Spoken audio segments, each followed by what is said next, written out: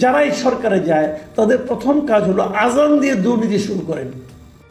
আসসালামু আলাইকুম প্রিয় দর্শক, দুটো জনসভা মানে দুটো সমাবেশ নিয়ে আজ কথা বলবো। একটা সমাবেশ ঢাকায় হয়েছে, আরেকটা সমাবেশ কক্সবাজারে হয়েছে, কিন্তু চকরিয়া হতে পারেনি। ঘটনাটা চকরিয়াতে ঘটেছে। ঢাকার সমাবেশটা জামাত ইসলাম করেছে। বাংলাদেশ জামাত ইসলামের এই সমাবেশকে নিয়ে গত কয়েকদিন ধরে কিন্তু নানা ধরনের আলোচনা চলছিল। জামাতকে রেলওয়ে কর্তৃপক্ষ কয়েকটা বগি দিয়েছিল, বিশেষ বগি, সেগুলো নিয়ে কথা হয়েছিল যে জামাতকে কেন বগি দেওয়া হলো। পরে অবশ্য রেল বিভাগ এর একটা ব্যাখ্যা দিয়েছে। তারা বলেছে জামাতকে এটা দেওয়া হয়েছে বাণিজ্যিক ভিত্তিতে। জামাত এটার ভাড়া পরিশোধ করেছে এবং রেল বিভাগ মনে করেছে যেহেতু ছুটির দিনে এমনিতে লোকজন কম হয় ট্রেনে, তাহলে ট্রেনে যদি দুটো বগি ফুল থাকে অসুবিধাটা কী। আবার বিপরীত দিকে রেল বিভাগ থেকে এটাও বলা হয়েছে যদি আমরা এই ট্রেনের বগি দুটো ওদের কাছে ভাড়া না দিতাম তাহলে হয়তো অনেক লোক মিটিংয়ে আসার জন্য হয়তো বিনা টিকিটে চলে আসতো। কাজে আমাদের লাভ হয়েছে বাণিজ্যিকভাবে। এটা খুব ভালো একটা বক্তব্য এবং খুব ভালো একটা উদাহরণ। আমি আশা করব এই উদাহরণটা যেন এখানে থেমে না থাকে। অর্থাৎ আগামীতে যখন কোনো পলিটিক্যাল পার্টি অথবা অন্য কোনো পার্টি যদি এইভাবে বাণিজ্যিক কারণে বাণিজ্যিকভাবে তাদেরকে টাকা পরিশোধ করে, তারা যেন তাদেরকেও এরকম বগি সরবরাহ করে, এটাই প্রত্যাশা করব। যদি আগামীতে এই ধরনের উদাহরণ আমরা দেখতে না পাই তাহলে বুঝবো এটা ছিল কোনো লজিক না, এটা ছিল একটা অজুহাত, জাস্ট জামাতকে দেওয়াটাকে জাস্টিফাই করা একটা অজুহাত। কি হবে আমরা খুব শীঘ্রই দেখতে পাবো। আমার ধারণা খুব শীঘ্রই ঢাকা শহরে আরও জনসভা হবে এবং সেই জনসভা যেগুলো হবে, যে পলিটিক্যাল পার্টিগুলো করবে, তাদের প্রতি অনুরোধ আপনারা রেল বিভাগের কাছে চাইবেন, দেখেন বগি পান কিনা, তারপরে এটা নিয়ে আমরা আলোচনা করব। কিন্তু সেটা ইম্পর্টেন্ট না। ইম্পর্টেন্ট হলো জামাতের মিটিংটা। জামাতের মিটিংটা আসলে আমাদেরকে কি বুঝালো, রাজনীতির কি দিক নির্দেশনা আমরা জামাতের এই মিটিং থেকে পেলাম। জামাতের এই মিটিংয়ে মোটামুটি ভালো লোক হয়েছিল, সারা দেশ থেকে লোক এসেছিল, আমার দেখার মধ্যে ভালোই লোক হয়েছিল। কিন্তু এবারে হয়েছে কি, ড্রোন থেকে ছবি তোলা হয়েছে, তো ড্রোন থেকে ছবি তোলার কারণে আমি দেখেছি অনেক জায়গায় কিন্তু ফাঁকা ছিল। এই কারণটা হলো কি, যখন ড্রোন থেকে কেউ ছবি তোলে, উপরে থেকে যখন ছবি তোলে তখন পুরো জিনিসটা বোঝা যায়। কিন্তু যখন আবার পত্রিকার লোকেরা ছবি তুলে তখন ততটা একটা অ্যাঙ্গেল থেকে তুলে, তখন মনে হয় কিন্তু লোকে লোকারণ্য। যা হোক, তারপরেও লোক হয়েছিল প্রচুর, কোনো সন্দেহ নেই। সোহরাওয়ার্দী উদ্যানে যে লোকগুলি হয়েছিল, আমার কাছে মনে হয়েছে এটা বড় জনসভায় জামায়াত আয়োজন করতে পেরেছে। এই অনুষ্ঠানে বিএনপির কেউ যায়নি। সাধারণত এই ধরনের অনুষ্ঠানে আমরা এর আগে দেখেছি বিভিন্ন দলের প্রতিনিধিরা আসেন বড় অনুষ্ঠানে। বিএনপি কেন যায়নি?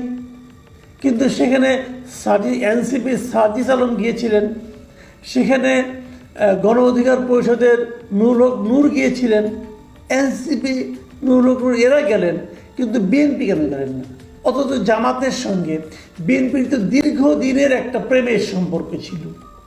2001 সালে আমরা দেখেছি তারা জোটবদ্ধভাবে নির্বাচনে অংশ নিয়েছেন এবং বিজয়ী হয়েছেন।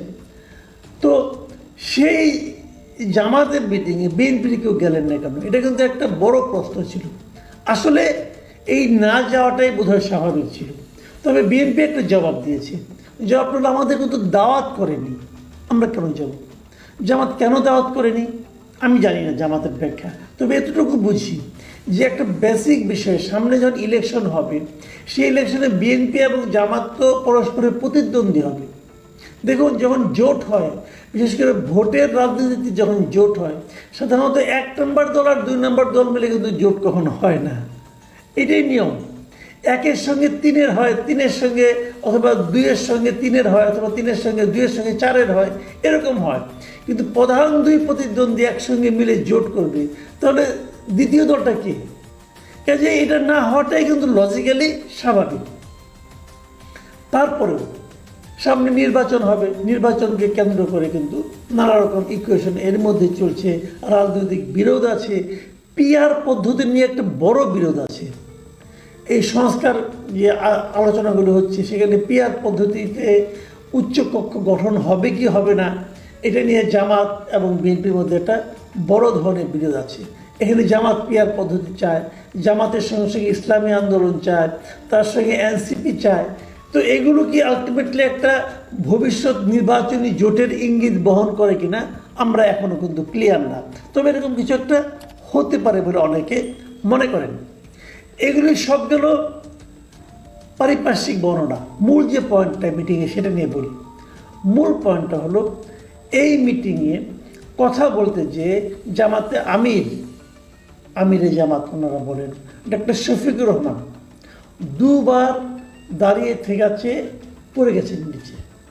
উনি দাঁড়িয়ে কথা বলছিলেন, প্রথম একবার পড়ে গেছেন, তারপর উঠেছেন, অনেকে ধরাধরি করে উঠিয়েছেন, উনি আবার বক্তৃতা শুরু করেছেন, উনি আবার পড়ে গেছেন। তৃতীয়বার আর ওঠার চেষ্টা করেন নাই, ওভাবে বসে থেকেই সামনের দিকে দু পা ছড়িয়ে দিয়ে উনি ওখানে বসেই কথা বলেছেন। বক্তব্য সংক্ষিপ্ত ছিল, স্বাভাবিক, এরপরে বক্তব্য লম্বা দেওয়ার কোনো সুযোগ নেই। এখন প্রশ্ন হলো কি বলছিলেন উনি? অল্প বক্তব্য হলো, আমার কাছে ওনার বক্তব্যটা খুবই গুরুত্বপূর্ণ মনে হয়েছে। উনি কি বলছিলেন? প্রথমবার যখন উনি দাঁড়ালেন বক্তৃতাতে, উনি একটা কথা বললেন যে একটা লড়াই হয়েছে ফ্যাসিবাদের বিরুদ্ধে, আরেকটা লড়াই হবে দুর্নীতির বিরুদ্ধে। জামায়াত যে দুর্নীতিমুক্ত সমাজ গড়বে তার প্রথম প্রমাণ হচ্ছে এইটুকু বলে উনি বাক্যটা শেষ করতে পারেন নাই, উনি পড়ে গেছেন। মানে জামাত যে আসলে একটা দুর্নীতিমুক্ত সমাজ গঠন করতে চায় তার প্রথম একটা প্রমাণ উনি দিতে চেয়েছিলেন। প্রমাণটা আমরা পাই, দেওয়ার আগে উনি পড়ে গিয়েছিলেন। আমি আশা করব জামাত ইসলামী বাংলাদেশ পরবর্তী সময়ে এই প্রমাণটা তারা লিখিতভাবে দিতে পারেন। আমরা জানতে চাই তাদের প্রথম প্রমাণটা কি, যেটা দেখে আমি উপলব্ধি করতে পারি যে জামাত অবশ্যই একটা দুর্নীতিমুক্ত সমাজ গড়বে। আবার যিনি যখন দ্বিতীয়বার উঠলেন, দ্বিতীয়বার উঠে কিন্তু আবার বললেন যে দুর্নীতিমুক্ত বাংলাদেশ আমরা সবাইকে নিয়ে গড়ব। আমরা কথা দিচ্ছি আল্লাহর মেহেরবানি ও জনগণের ভালোবাসা নিয়ে জামাত যদি সরকার গঠন করে তাহলে, এইটুকু বলে বাক্যটা শেষ করতে পারেন নাই, উনি আবার পড়ে গেছেন। এবং দ্বিতীয়বার পড়ার পর ডাক্তাররা দেখলাম ছোটাছুটি করলেন, অনেকে দেখলাম ওনার ব্লাড প্রেশার চেক করছেন, অনেকে দেখলাম হাত থেকে আঙ্গুল থেকে রক্ত নিলেন, নিয়ে হয়তো ডায়াবেটিস চেক করছেন, এরকম অনেক কিছু হতে থাকলো। তারপর উনি যখন বসে থাকলেন, বসে বসে উনি আরও অনেক কথা বললেন। সেগুলোর মধ্যে মূল কথাটা কি? মূল কথাটা হলো জামাত যদি এমপি হতে পারে, সরকারে যেতে পারে, তাহলে উনি আগামী দিনে কোনো এমপি মন্ত্রীগুলো সরকারি প্লট গ্রহণ করবে না, কোনো এমপি মন্ত্রী কোনো ট্যাক্সবিহীন গাড়ি চলবে না, কোনো এমপি ও মন্ত্রী তাদের নিজেরা টাকা চালাচালি করবে না। তারা যদি কোনো কাজের বরাদ্দ পায় সেই কাজটা শেষ হওয়ার সঙ্গে সঙ্গে সেই কাজের বিস্তারিত প্রতিবেদন তারা জনগণের সামনে তুলে ধরবে। এবং উনি বললেন চাঁদা আমরা নেব না, দুর্নীতি আমরা করব না, চাঁদা আমরা নিতে দেব না, দুর্নীতি সহ্য করব না। কথাগুলি আমার কাছে ভালো লেগেছে। আমি মনে করি এই মুহূর্তে দুর্নীতিটা হলো বাংলাদেশের অন্যতম বড় একটা সমস্যা। যারাই সরকারে যায় তাদের প্রথম কাজ হলো আজান দিয়ে দুর্নীতি শুরু করেন। তো সেই দুর্নীতির হাত থেকে আমরা আসলে মুক্তি চাই। এই যে কথাগুলি জামাতের নেতারা বলেছেন, এই কথাগুলোকে এই ভঙ্গিতে বিএনপির কেউ বলবেন? যদি বিএনপি আগামীতে সমাবেশ করেন তাদের কাছে আমার আহ্বান থাকবে, আপনারা এসে বলুন যে আপনারাও কোনো দুর্নীতি করবেন না, দুর্নীতি করতে দেবেন না।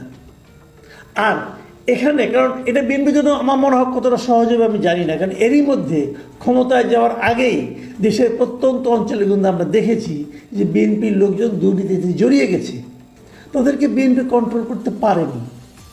কিছুগুলো যেগুলো জেনেছে, যেগুলো মিডিয়ায় এসেছে, যেগুলো হইচই হয়েছে তাদেরকে আপনারা বহিষ্কার করেছেন, কিন্তু যেগুলো মিডিয়ায় আসেনি তারা অবাধে চালিয়ে যাচ্ছে। এটা আপনাদের রাজনৈতিক একটা ব্যর্থতা, দলীয় একটা ব্যর্থতা। কেন পারেননি আপনারা জানেন। আর আপনাদের নেতৃত্বের ব্যর্থতা বলে আমি মনে করি। জামাত যেটা বলল তারা দুর্নীতি করবে না, তারা কি অলরেডি কোথাও কোথাও দুর্নীতি শুরু করেনি? করেছে কিনা এই বিষয়টা নিয়ে আমি আমার দর্শকদের অনুরোধ করব, আপনারা যদি কোথাও পেয়ে থাকেন যে জামাতের লোকজন দুর্নীতি করছে, প্লিজ আমাদেরকে জানান। সেগুলো নিয়ে আমরা আলাপ করবো, জামাতের নেতৃবৃন্দকে জানাবো। আপনারা যে দুর্নীতিমুক্ত দেশ গড়তে চান, আপনাদের লোক কিন্তু অলরেডি শুরু করে দিয়েছে। প্রিয় দর্শক, এখন এ পর্যন্তই। আল্লাহ হাফিজ।